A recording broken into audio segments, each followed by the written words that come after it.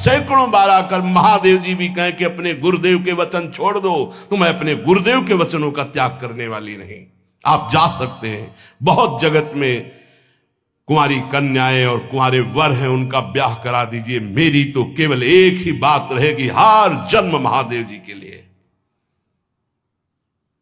समस्त सप्तऋषियों ने साष्टांग दंडवत की और कहा, जगदम्बा, आप नित्य शिव की अर्धांगिनी, भगवान शिव ने ही मुझे भेजा था आपकी परीक्षा के लिए। जाओ, भगवान शिव सब जान रहे हैं, ब्याह पक्का, अब आपको तप करने की जरूरत नहीं है। प्रणाम करके सप्तऋषि गए, हिमांचल से कहा, सादर अपनी कन्या को लिवा लाओ और ब्याह की तैयारियां शुरू करो। महादेव जी ब्याह के लिए पहले से ही राजी हैं और समस्त देवता, ब्रह्मा जी आज उनके पास जा रहे हैं प्रार्थना करने के लिए। इधर जब पार्वती जी को लेकर हिमालय अपने घर पे आते हैं, तब भगवान विष्णु, समस्त देवता, ब्रह्मा जी कैलाश पहुंचे, जहां भगवान शिव विराजमान थे। सबने स्तवन किया और कहा, प्रभु बहुत दिन से एक लालसा है। भगवान विष्णु, ब्रह्मा जी, समस्त देवताओं ने कहा, प्रभु हम सबके मन में एक उत्साह है, आप दूल्हा हो, हम सब बराती हो, आपका विवाह देखना चाहते हैं। प्रभु ये उत्सव देख ले तो हमारा जीवन सार्थक हो गया, आप हां बोलो। कामदेव के मद को चूर करने वाले आपको दूल्हा रूप में देखना चाहते हैं हम सब। स्वामी का स्वभाव होता है सेवक को सुख देना। पार्वती जी ने अपार तप किया है आपके लिए, आप उनको अंगीकार कीजिए। भगवान विष्णु, ब्रह्मा जी की प्रार्थना सुन करके भगवान शिव जी ने कहा, तथास्तु, ठीक है, ब्याह पक्का। देवताओं ने नगाड़े बजाए, फूलों की वर्षा होने लगी, देवाधिदेव महादेव की जय के नारे कैलाश में गूंजने लगे। सप्तऋषि भगवान शिव के पास आए, कहा, प्रभु बड़ी अनन्य है पार्वती जी आपकी, अखंड प्रेम है। हमने बड़ा छल करके उपदेश किया, लेकिन उन्होंने कहा कि मैं नारद जी का उपदेश नहीं त्याग सकती, करोड़ों जन्म लूंगी और हर जन्म महादेव जी के लिए। भगवान शिव जी की आंतरिक वृत्ति जो पार्वती जी की प्रीति की है, उसे कोई नहीं जानता। बहुत विरह में रहे, ऐसा न समझे कि देवाधिदेव महादेव जी परम उदासीन है, नहीं। सती जी के वियोग में बड़ी विचित्र दशा महादेव जी की हुई थी। सप्तऋषि फिर गए पार्वती जी के पास और कहा, अभी बीच में घटना घट गई, कामदेव गया था, महादेव जी की समाधि को भंग किया, तो महादेव जी ने कामदेव को भस्म कर दिया, तो अब ब्याह का मतलब क्या रह गया। भवानी ने कहा, तो तुम क्या अभी तक भगवान शिव को कामयुक्त देखते थे क्या? क्या तुम समझते हो तुम्हारे जान काम अब जा रहा? अरे अब लग शंभु रहे सभिकारा। तुम्हारी नजर में अभी तक भगवान भिखारी थे और अब काम को भस्म किया है। अरे हमने भगवान शिव की आराधना की, हमारे जानी सदा शिव जोगी, अज अनवद्य अकामो अभोगी। मैंने तो शिव को सदा ही योग संपन्न ब्रह्मबोध देखा है। वचन और कर्म से, मन से मैंने यदि भगवान शिव को अपना स्वामी माना है, योगी, अजन्मा, अनिंद्य, काम रहित, भोगहीन, तो निश्चित मुझे प्राप्त होंगे। भगवान शिव के पास फिर सप्तऋषि गए, बोले प्रभु गजब की निष्ठा है, केवल आपके प्रति प्रेम है। ब्रह्मा जी ने लगन रची, सप्तऋषियों को बुलाया और कहा, ब्याह दोनों तरफ, ये लड़की पक्ष की लगन, ये वर पक्ष की लगन। ब्याह तय हो गया, दिन नक्षत्र घड़ी, नगाड़े बजने लगे, देवताओं के लिए सुमन वृष्टि हुई। ब्रह्मा जी ने सबको बुलाया, हिमालय ने सबको निमंत्रण दिया, बड़े बड़े पर्वत भेंट लेके आ रहे हैं, बड़े बड़े रसनिधि समुद्र भेंट लेकर के आ रहे हैं। वहां भोजन पान के लिए हिमालय के पास कोई कमी थोड़ी थी, रस की नदियां बह रही थी, विविध प्रकार के रस, विविध प्रकार के फल, विविध प्रकार के भोग वहां सब व्यवस्थित किए जा रहे हैं। ब्रह्मा जी ने कहा देखो, सबसे पहले नारायण की समाज रहेगी, दूल्हे की नहीं रहेगी, नहीं तो गाली ही पड़ेगी। हिमालय के यहां प्रवेश पाने के लिए बरातियों में सबसे पहले नारायण, फिर देवराज इंद्र का परिकर, वायु देवता, अग्नि देवता, सबसे पीछे दूल्हा की बारात। बात तय हो गई। ऐसे ऐसे सब लगे संवारन सकल सुर, वाहन विविध विमान, हो ही सगुन मंगल सुबद, करहि अप्सरा गान। सब अपने अपने वैभव संपन्न सब तैयार हो रहे हैं। बोले महाराज दूल्हे को तैयार किया जाए, पहले चिता की भस्म लगाई गई, अब जटाएं बांधी गई। जटा से त्रिभुवन का विनाश जब करना होता, जटा खोलकर जब तांडव करते तो कोई नहीं बचता। जटाकटा संभ्रमम भ्रमण निलंप निर्झरी, विलोलवी चिवल्लरी विराजमान मूर्धनि, धगत धगत धगत जो ललाट पट्ट पावके। तीसरा नेत्र मानो विश्व का विनाश करने के लिए उसे पटबंद किए हुए विशाल जटाएं। जटा का तो मुकुट सवारा गया, अब जटा बंधे का ऐसे सांप, ये मुकुट सांप, और कुंडल करिया और भूरी भी थी। हाँ, सोने चांदी के लिए डंक मार दे तो बेहोश हो जाओ ऐसे। पहिरे ब्याला, बाजूबंद छोटे फण वाले, है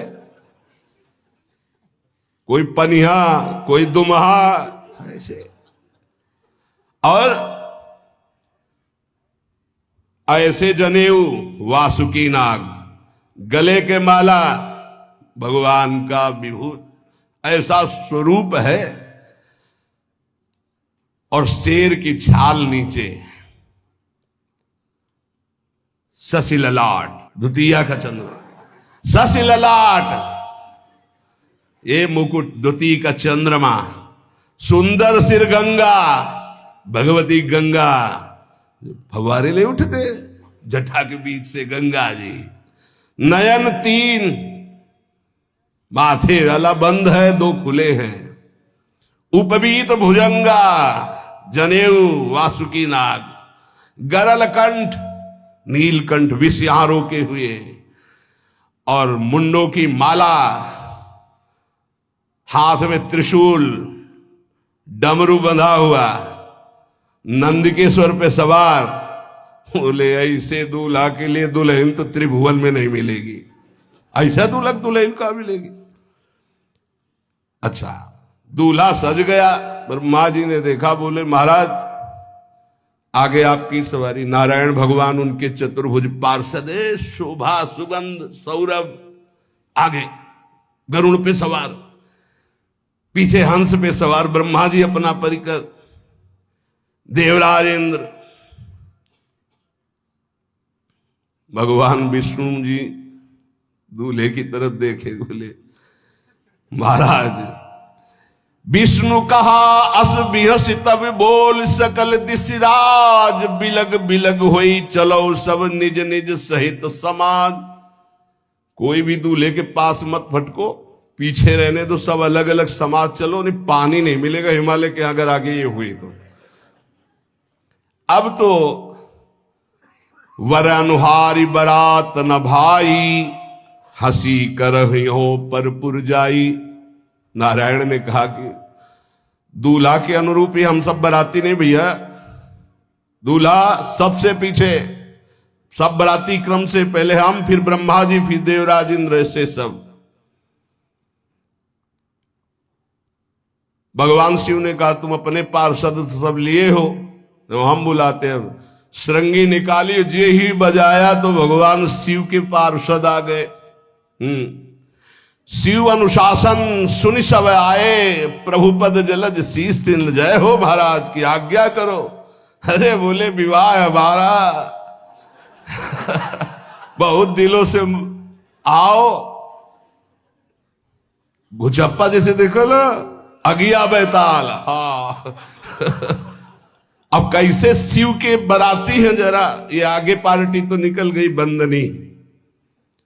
ये जो भगवान शिव ने बुलाया बरातियों को, अपने साथियों को मुखहीन विपुल मुख काहू, बिनु पद कर को बहुपद बाहू, विपुल नयन को नयन विहीना, रिष्ट पुष्ट को अति तन खीना। किसी के एक को मुख नहीं, केवल मांस ही का पिंड है, और किसी के पूरे शरीर में मुख ही मुख है। किसी के एक भी हाथ पैर नहीं है, लुढ़कता चल रहा है, और किसी के बहुत से हाथ पैर हैं। किसी के नेत्र नहीं है, किसी के बहुत नेत्र हैं। बड़ा विचित्र। किसी के हड्डी हड्डी है तो कोई बहुत मोटा है, कोई बहुत पतला है। तनखीन को अति पीन, पावन को अपावन, गति धरे भूषण कराल, कपाल कर सब सद्य सोनित तन भरे। खरस्वान सुअर सुकाल मुख गण भेष, अगणित को गने बहु जिनस प्रेत पिशाच, जोगी जमात बरनत नहीं बने। पिशाचिनी खून लपेटे नाच रहे, भगवान शिव का विवाह। और भूत और किसी के सुअर के मुंह, किसी के कुत्ता के मुंह, किसी के गधा के मुंह। बड़ा विचित्र भेष भगवान के शिव के पास।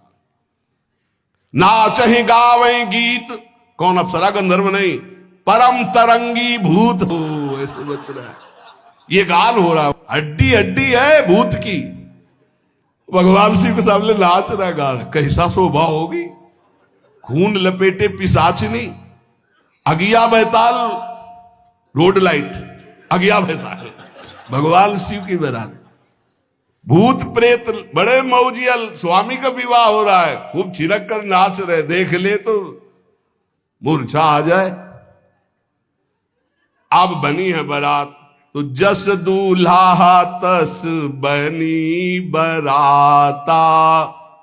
बाजा कौन बाज रहे हैं? कोई गाल बजा रहा है, कोई मुंह बजा रहा है, वो बैंड थोड़ी बज रहे। कोई चीख रहा है तो जैसे अलग अलग नहीं, तुरही बज रही, ये बज। वहां कोई बाजे नहीं, सब भूत है। भूत प्रेत पिशाचिनी ऐसे स्वर निकल रहे हैं।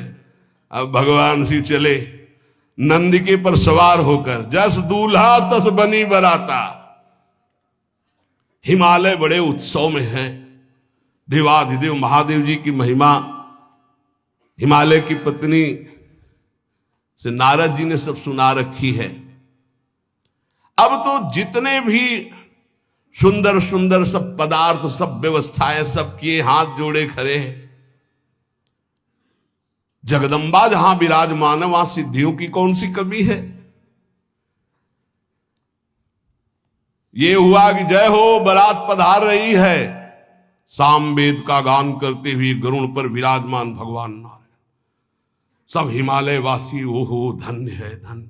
यही दूल्हा है, बाराती है।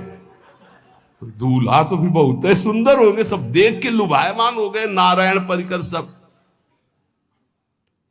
पीछे देखा हंस पर सवार भगवान ब्रह्मा जी चतुर्मुख, वेद सब। दूल्हा पीछे, गांव के नगर के लोग है ना, ये दूल्हा नहीं। सयाने लोग कहते हैं दूल्हा, दूल्हा तो ये तो ब्रह्मा जी है, देवराज इंद्र। ये दूल्हा नहीं, नहीं नहीं, ये दूल्हा नहीं, ये दूल्हे की बाराती है। वो गजब, इतने सुंदर दूल्हे के बाराती, तो दूल्हा तो फिर बहुत हृदय में आनंद है, उत्साह है।